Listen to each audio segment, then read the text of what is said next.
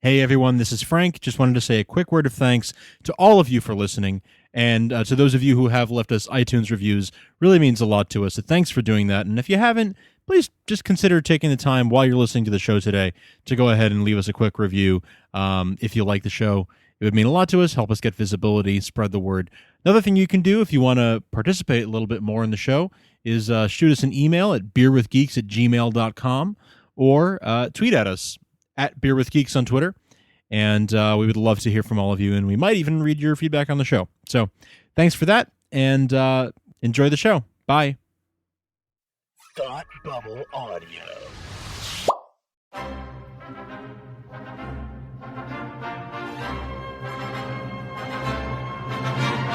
Look, up in the sky! You will never find the more wretched hive of scum and villainy. Welcome to Beer with Geeks with Tim and Frank. Who are you? I'm Batman. I am Iron Man. Your friendly neighborhood Spider-Man. Hi, Christopher. I'm Nero. My name is Inigo Montoya. You're a wizard, Harry. A couple of guys with a couple of beers and a whole lot of pop culture nostalgia. Make it so, number one. Ladies and gentlemen, the Beatles. The name's the dog, Indiana. Life finds a way. I am serious. And don't call me Shirley. Now sit back and crack open a cold one, because it's time for Beer with Geeks. It comes in paints? Shaken, not stirred. Great Scott! I was way off. I knew it started with an S, though. Hi, and welcome to episode 6 of Beer with Geeks, the podcast where we reminisce about our geeky childhoods with our ungeeky beer. I'm Tim. And I'm Frank. And today we'll be discussing something with the number 6 in it. Oh my goodness, how coincidences do work. Let's talk. That's a terrible coincidence. You should just take a lap. Just go walk. All right, I'm right back. All right, bye. All right, I'm back. All right. Oh, wow. I'm the Flash. Whoa. Totally unrelated to today's topic, though. You want me to do it again? And I'm back. All right. Dang. Today's topic, why don't you introduce it? I know you want to. The year was 1776. The movie was 1770. Whoa. Yeah. You ready for this? 6. Yeah.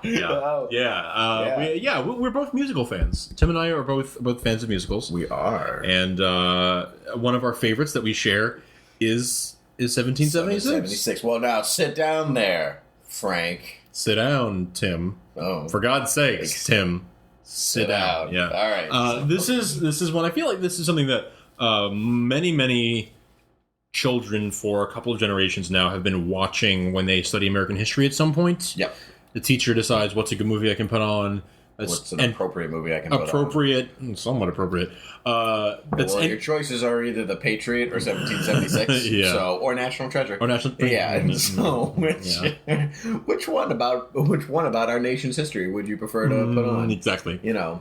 So I watched it in 5th grade. That was my introduction to it. My 5th grade history teacher put it on, let us watch, I think, the whole thing. Not the director's cut, which is now the one that's out there. The prevalent one, yeah. It was the theatrical cut. Yeah. On VHS. Well, let's do a whole setup for the movie. I mean, it's not the most common. No, and it was a musical on Broadway first.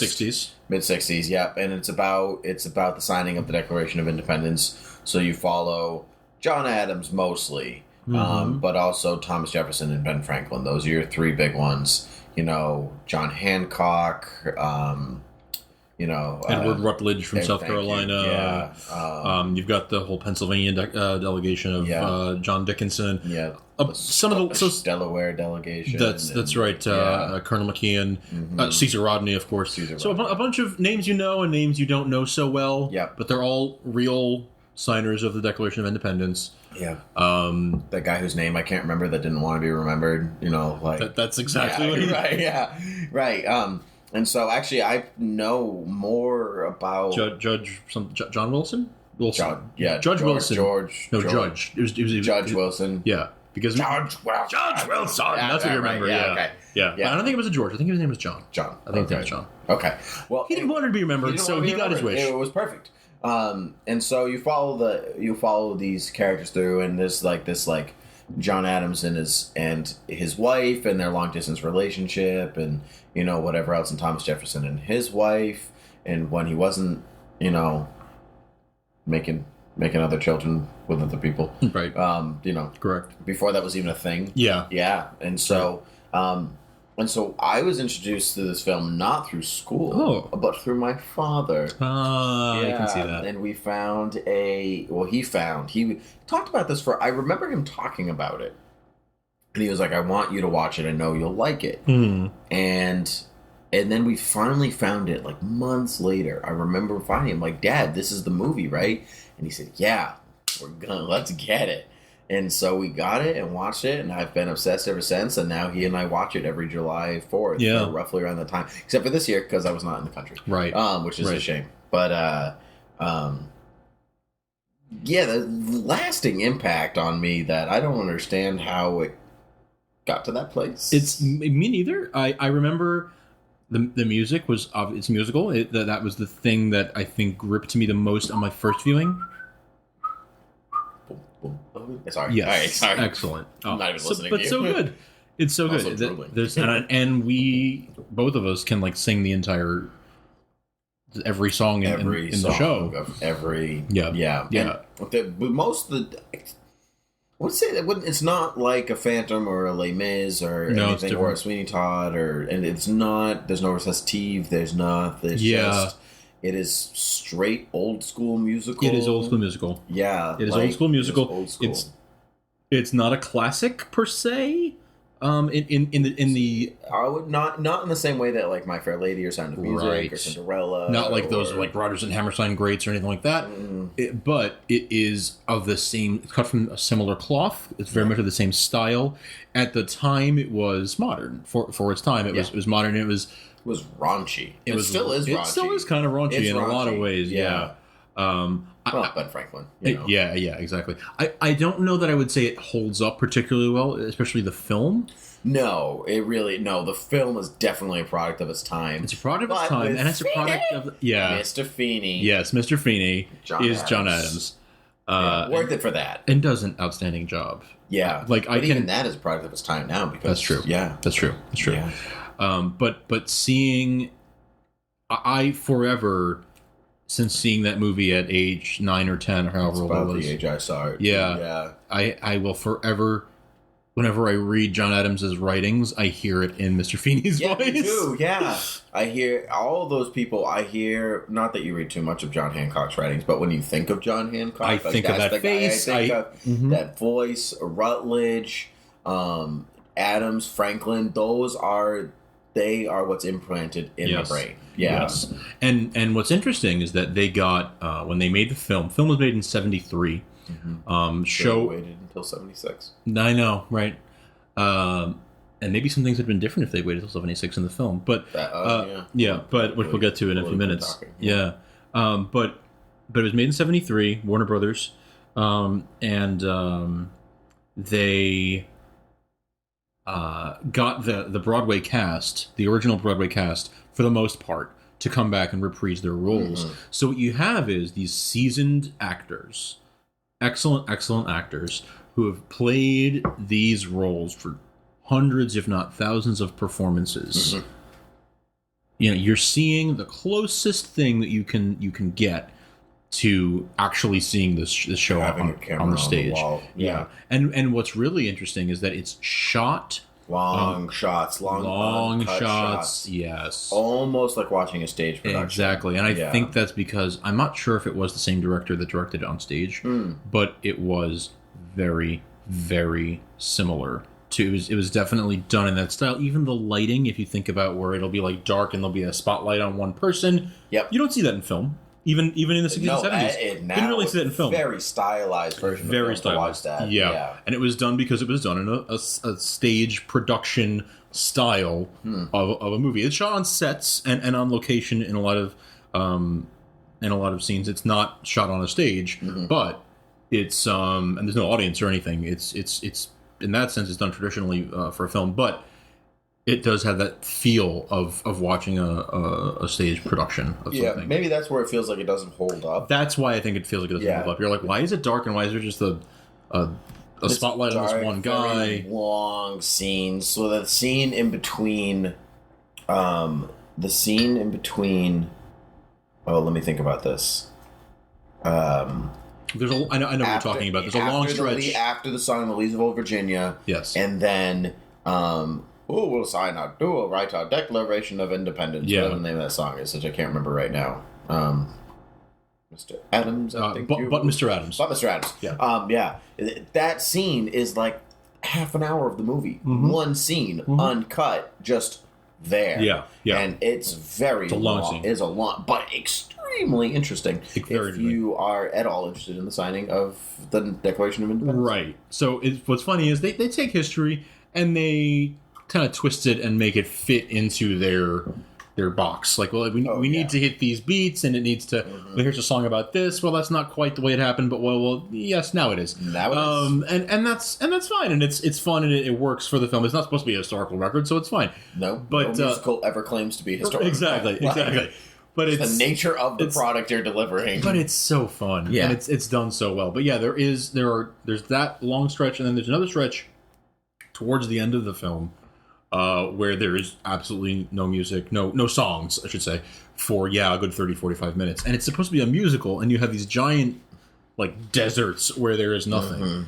The song doesn't even end in music. It ends with when people, spoiler alert, they sign the Declaration of Independence. Yeah. America becomes a country. Spoiler. Don't tell your friends. Yeah. And so, but it ends just with that solitary bell. And actually, even to this day, I'm not a fan of the ending. Yeah, the ending's not. Yeah. It's a very ominous ending. You're like, what's gonna happen to them? Yeah. And you're like, I think I know. Yeah. Yeah. It's almost like when I watched the film Lincoln, and the whole movie plays at like, is he gonna die? Mm-hmm. Like, oh no, it's not. Is he gonna die?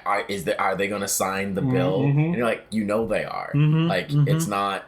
You know what's going to happen. You know what's going to happen. Yeah. Is the Titanic going to sink? Right. It's the same. Although that film was different. It did not focus on is the Titanic historical going to sink? events. Yeah, it was more about the characters. It was about the characters because they made these fictional characters, and you followed their story. And the setting just happened to be this historical event. That's right, exactly. But whereas this is the historical event. But what they did that was very, very smart. And I actually once saw the creator of the show. On TV, just being interviewed about it, and he had a really interesting observation, which was not observation, but he used as a device in the show.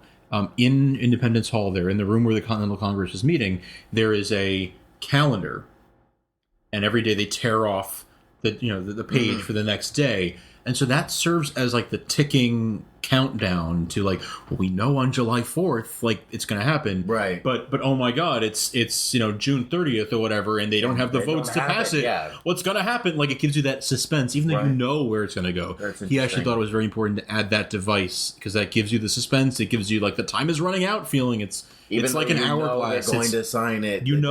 That's very interesting. But that's what gives you, it gets you invested because you're worried. You're invested in the characters because they're funny and they're likable, right? And they're quirky. And it's like these people who you feel like from growing up. So you've heard of John Adams, you've heard of Benjamin Franklin, hopefully, right? Yes. Which you're supposed to have to fully appreciate the show. And now they're being given personalities, and they're very likable and funny.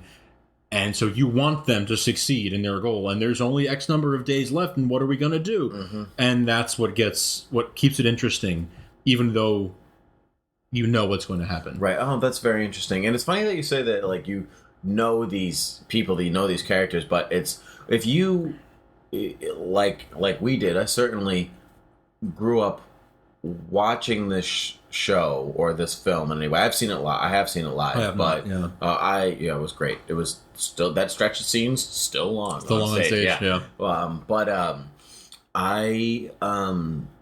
When you read like the biography of John Adams or something like that, it is, or if you watch the HBO miniseries John Adams or whatever else, they are those people. Mm-hmm. Like, they may be characters in a musical or whatever else, but the amount of care that they went for, like, that's what Ben Franklin was like. That's true. That's what John Adams was like. He was obnoxious and disliked. That cannot be denied. Yeah. And, I mean, they are caricatures. They're cartoonish, over-the-top versions of what we know about them from their writings and from history. Right. But it's based on fact. It's definitely based on fact. And if you watch an actual documentary, you'll see those traits are there. they're not as overblown as they are in the movie. They're not as flamboyant and well, our over the top, personalities aren't as flamboyant off of this podcast either. That's right. That's right. Yeah, but it's exactly. So it's dramatized, but it's done so well. We're actually exactly like this. Exactly. Yeah. No, but it's. I really enjoy. Just this, I enjoy you very much as a co-host. Thanks. I really enjoy the way it's very much like an old school musical where the songs just start out of nowhere. It's just we're having a conversation and then the music starts up behind them and they start singing. Yeah, and it's cheesy and it's fun. It's cheesy and fun. You should know that you shouldn't expect that going into a musical. Right. I shouldn't need to give you a reason. That I'm going to start singing because it's a musical. Right. Like, I'm sorry. It's a musical. It's a musical. It's going to happen. It's going to happen. There's going to be singing. Some people are put off by that, and they just think it's weird, and I don't understand. They can't get over it. It's the same way some people can't get over black and white. Like, I just can't look past that. That's a weird thing that I just can't get around. Or subtitles, exactly, Or whatever. Or gratuitous action. Or something like that. It's just like some people just like, why would that car blow up? Right, there's no reason. There's no reason. It wouldn't have flipped that way. It wouldn't have, But I think it really works in this movie. And the fact that there are those long stretches where there is no singing speaks to... It's almost like it was meant to be a drama and they stuck in some songs. Yeah. It's a comedy. It really is a comedy with some heavy drama in it. But it's almost the Newsies model that way. It kind of is, Newsies was supposed to be a straight drama. And then... right before they started filming, they were like, "Oh, now it's a comedy." With songs. What? We're going to seize the day. Yeah, right. Exactly. And so, side note: future episode Newsies. Yeah. Oh, totally. Now I just have Newsies songs stuck in my head instead of 1776 songs. How dare you? How dare you? Some fun facts about turn this your film. Molasses I feel like fun facts is fun facts is like my. I guess I do enjoy trivia, and I feel like it's become my thing on this show. It's like, here's a fun fact about this thing we're talking about. I enjoy you. Thank you. Why I enjoy myself. So there was the theatrical cut, and then there was the director's cut. Gasp! And the director's cut is what's now on DVD, and that's really what you'll find. I don't think you can find the theatrical cut. I don't think so. I don't think it's even like because everyone loves longer movies. Of course, make long movies even longer. That's my motto. Yeah. It was already like a 2-hour movie, and now it's like 2.5 with all the reinserted scenes. But it's there's an entire musical number that was cut. It was in the Broadway show, and it was cut from the film. There are just certain scenes that were shortened, I guess, for time. Just things that weren't necessary, gags and jokes and things that were. They didn't ditch any songs, though. Well, no, that's lying. They just the one song, lying. Just the one song, But and then also the beginning, and I hadn't thought about this until recently when I heard some people talking about it. The beginning of the film is actually different. In the theatrical versus the director's cut. In the director's cut, which is what I think we've both seen the most of, it starts with John Adams up in the bell tower. And he runs down the...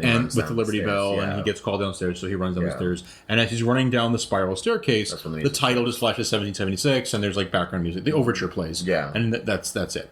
In the theatrical cut, that didn't happen. There's a traditional opening title sequence. There's no like starting before the opening titles. There's a traditional opening title sequence of just like cards on the screen with the name of the film and the director's name and the cinematographer. No. The extended cut has that too. No, it has opening credits. Yes. Sorry, it has that. Sorry. But the theatrical cut starts with that and goes directly into him bursting into Congress and yelling at them. I see it. So he doesn't run down. He doesn't run down the stairs with the credits running while he does that. Oh yeah, because that's good for you when you said the overture. Because it's not the overture that plays. It's just the beginning. Sit down, John. Yeah, that's what I was like. No, it's not right. Okay, okay. So I was okay. But yeah, instead of starting with him up there in silence and then the music starts and there's credits, it starts with credits. Yeah. And it goes directly into him bursting into Congress and yelling at them, and then Sit Down, John starts. How does that song go? Could you sing it for me? Sit down, John. Sit down, John. For God's sakes, John, sit down. Yeah. Right. it's a very, very singable, very quotable movie, very, very funny movie. But yeah, that's how that happened. Your voice is piercing, John. So there was that song that was cut from the film. It was in the Broadway version, and it was cut from the film because it was meant to be commentary on, at the time, the Republican White House administration of Nixon. Right. And Jack Warner... He was not a cook. I am not a cook. He was not a cook. Jack Warner showed the film to his friend Richard Nixon at the White House, screened it for him before it was released. And Nixon was furious about this number because he could very clearly see it was supposed to be about him. So Warner turned around and gave studio notes, that sequence has to be cut. The president does not like this scene. We're cutting it. Yeah, so it was cut. When the president does it, it's not illegal. Right. Exactly. Yeah. So, it was cut and didn't see the light of day until, as far as I know, until the DVD release. Maybe some releases in between that I'm not aware of, but yeah, DVD release, it was restored. That song was restored, and it's one of my favorite songs from the show. Great song. To the Right, ever to the right, never to the left, forever to the right. Yeah. It's a very tongue-in-cheek song. But if you... yes, it absolutely is. If you are politically minded in any way. Oh, yeah. Yeah, you could watch that and be like, okay, never step right. Got oh, okay. So they're walking to the right now. Okay. Yeah, they're dancing. That's totally about actual directions and moving to the left and the right. They're just singing about how they're dancing. That's so dumb. That's that's what they do in musicals. I guess, wow, the Founding Fathers had nothing to do. Yeah. There's a war going on, guys. Yeah. Well, I mean, yeah. Don't you know there's a war on? Say the tradesman with a grin. That's another thing that's kind of weird in the way it's done, is that John Adams is writing letters to Abigail Adams back in Massachusetts. This obviously takes place in Philadelphia. Braintree. Right, yeah. Farm in Braintree. That's right. And the way the letters sequences happen is not, you don't see them, it's not like you see him writing and it's like a voice like, "Dear Abigail, I miss you." Well, thank God they do like right too. but it's, I feel like it doesn't work as well in film as it does on stage, because what they do is it's like it's like the water effect to show that he's there, and they have them having a conversation in different places. Now on stage, think about it on stage. Spotlight. It's like different ends of the stage. Yeah. Spotlight. You get immediately. You get the idea. Happening. They're probably facing the audience, looking at the audience, and you get the idea that they're talking, they're writing to each other. Yep. They're obviously corresponding in some way. There's no teleportation. There were no telephones in 1776. Therefore, this must be letters. And in fact, they even make something like, "My last letter I told you," blah, blah, blah. They say that kind of stuff. Saltpeter. Right. Yeah. But in the film, you see John standing there, in front of Independence Hall, for example, and you see Abigail standing in front of their farm in Braintree, Massachusetts, and they're looking at the camera, but it looks like, because both of them are looking at the camera, and you're cutting back and forth between looking at the camera, it looks like they're looking at each other. Right. And there's like that, like you said, like that fuzzy, we put Vaseline over the camera lens, blurry Star Trek, Captain Kirk in love. We had to hide the wheels of the vehicle. Vaseline on the camera. Right. But just the fuzzy look. Yeah. The romantic fuzzy look that's supposed to indicate that this is like a dream. Yeah. Or like that they're dreaming about being together, but they're really just writing to each other. It doesn't work. It doesn't really work. It doesn't indicate, I think, the way they were hoping it would, or at least after all this time, 40 years later. After all this time, I don't 40 think plus years later. It doesn't have the same effect. It doesn't work the way they wanted it to. What it comes down to is camera techniques at the time and what was it's available to them. It's true. Blah, blah, blah. But I think it was also just like maybe not the best choice. My opinion. Although I'd rather have it the way that it is there than them writing a letter with a voiceover. Oh, absolutely. And I'd rather, or them like with spotlights. Like that wouldn't work in film. No, either. it doesn't. It is particularly with this movie's spotlighted, but not terribly that way. Yeah, you just Mama Look Sharp. Mama Look Sharp. Right. Yeah. It's a very sad song. It's a depressing song. I don't. So, it's funny because a lot of the times when you watch the film or listen to the soundtrack or whatever else, I'm like, no, I don't. I skip it. And I never do that normally when I'm listening to stuff like that. But I think it makes it very, like, you're watching this comedy about signing of Declaration of Independence, but not forgetting there's a war on. There's a war on, There are and people that's what they were trying to do. And also, let's keep in mind that this was during the Vietnam War, and that's what that was meant to be symbolic of as well. Yes. And I mean, not that we don't have a war on now. Right. Of course. But I think the way the show is delivered, by the time you get to that moment, it doesn't hit the way you want it to hit. It kind of reverses the pace in the wrong way. And that's the end of Act 1. It kills the momentum because it's the end of Act 1. Right. Really. And then you're going right into the egg. Right. Which is this upbeat. Which is Jefferson, Adams, and Franklin arguing about what the national bird should be. And like, which is hysterical because the turkey. The turkey is the noblest of birds. Yeah. It's also the sustenance of our original settlers. Yeah. So it's just, I don't like that. So I think it's a beautiful song. It's a great song. Oh, yeah. But it's a beautiful song. Out of context, but I don't like it. It kills the mood. It kills the momentum. Listen, in a Broadway show, you have the sad song. It's emotional. It invokes those images of like, oh wow, there's a war going on now too, and these are a lot of things that were. This is just like my life, right? Yeah. And then you have the intermission. And you go, you take a few minutes off. Go for freezer. Yeah. And you come back and you have this lighthearted song again. Yeah. You're watching a movie.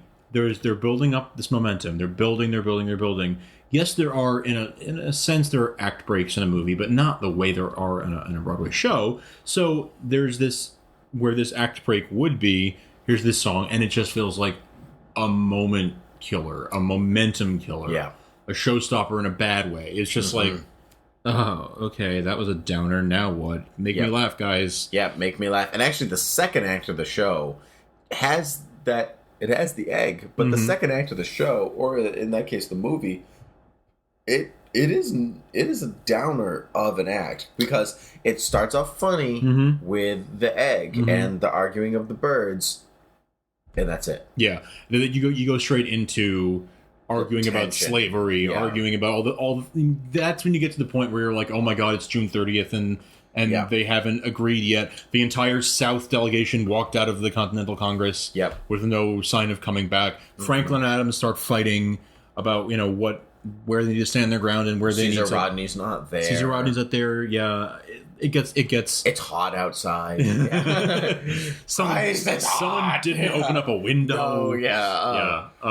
McNair ran out of rum. It's just like stuff's going down. Yeah. So you're right. It does become. That's where the problems really start to arise. Yeah. And but then Act 3. Well, okay. But before we get to Act 3, Act 2 has one of my favorite songs, which is Molasses to Rum.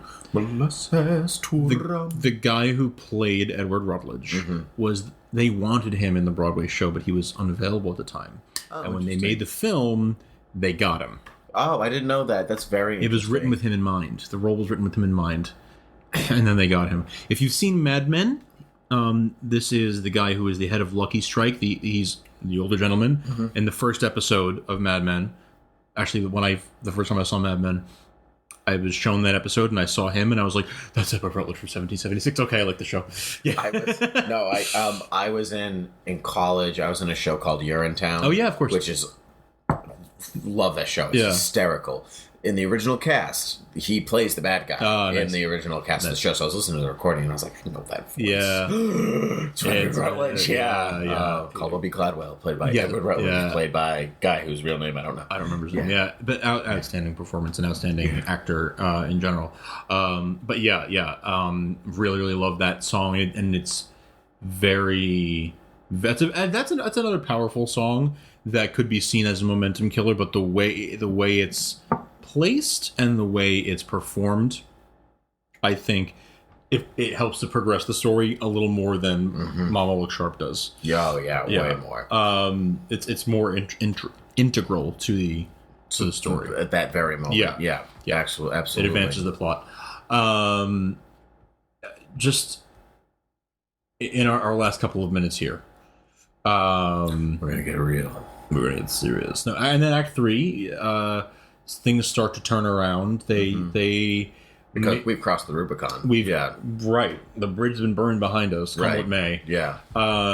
They start to make compromises where they need to. Okay, fine. We're not going to criticize the king for slavery. And the way that was done, I think, was very. It was done with an eye to looking at history. Yeah. And like we all have the knowledge, this is something that we all know this is going to plague the country for decades. Yeah.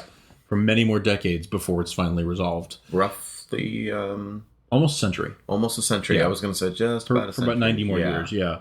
And so it's interesting because the tone, the gravity with which it's handled, the way like Benjamin Franklin says, like we have to this is one that this is a battle we can't win today. Like there's nothing we can do right now, as much as it seems unthinkable not to do it, to fight this fight. We just can't win it today. It's like we're not ready for it yet. The country's not ready for it yet. And the tone with which that's done, I think, is so it just handles it in a very serious but very appropriate way, as appropriate as it can be for something that's that serious. Agreed. I was really enraptured by the way that you said that, and just tell me more things that are important. Listening to you. I'm really important. I didn't know that. Yeah. Okay. No, it's handled very, very, very well. And they handle it with the correct amount of seriousness. Even though it is a comedy, they handle that with definitely seriousness. Is by the end of the film, it's definitely a dramedy. By the end it gets a lot more dramatic, and then everyone comes back together. The South agrees. Yes, very nice. Mm-hmm. The South agrees that if their demands are met, then okay, we can all unanimously vote that we want to separate from Great Britain. They finally draft up the final version of the Declaration, which John Adams makes sure that he changes inalienable to unalienable. Yep. Which actually happened, by the way. Yep. Because he was obnoxious and disliked. Yep. And the movie ends with them taking the roll call, and everyone one by one comes up and signs the Declaration. Yep. And you hear the Liberty Bell ringing in the background as they each sign their names, and that's how it ends. That's the end. And it's like this, almost like it's like these melancholy. Yeah. That's a good word for it. Melancholy. Mm-hmm. Yeah. You get the gravity of what just happened. These men are signing their lives away. Like they are committing treason. Dead. If they lose, they're dead. Literally. Like they have made a list of come find us and kill us because these are our names and we all are agreeing to this. We're responsible for this. Mm-hmm. Yeah. Now it does. And that happens on July 4th, which didn't really happen on July 4th. Right. But that's I believe it was ratified on July 4th, but they didn't sign until later July or even maybe early August. And they also recopied it. Yes. Yeah, because they had to make it look pretty. Right. Yeah. Right. Yeah. So, the actual one. Yeah. The one that's like in the National Archives now, and that's like the copy. Yeah. Is that's the pretty copy. Right. It's the pretty copy. That's the pretty copy. Right. Before we end, if you can boil it down, what's your favorite line from the film?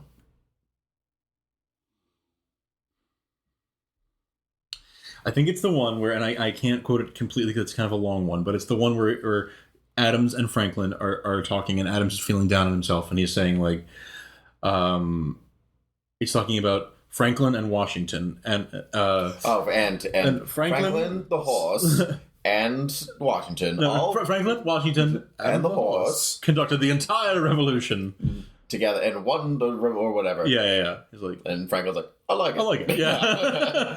Yeah. He's saying like these guys are so much better than me. And Franklin hits the ground with his miraculous lightning rod, and up from the ground springs Washington on his horse. That was going to be one of my. I mean, Franklin is a show stealer. He gets most of the good lines, not all of them, but he gets most of them.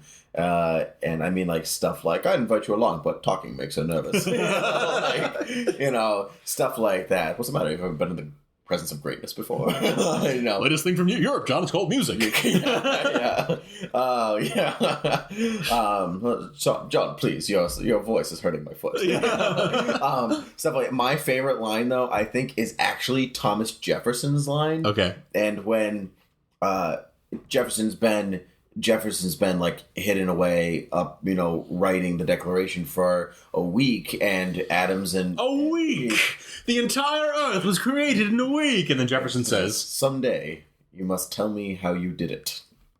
To which Adams, disgusting. I love that line. It's just fantastic. I've been waiting my whole life to use that line. Someday I will have my chance. I will have it. Very good. Yeah. And today is not that day. It is not. I'm And so so today is the end of our day. I think so. I think we've covered this pretty well. So for Beer with Geeks, I play the violin.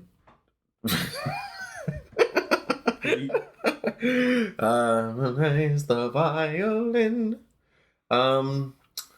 So many to choose from. For Beer with Geeks, I play the violin. And saltpeter. Cheers. Cheers. Pins.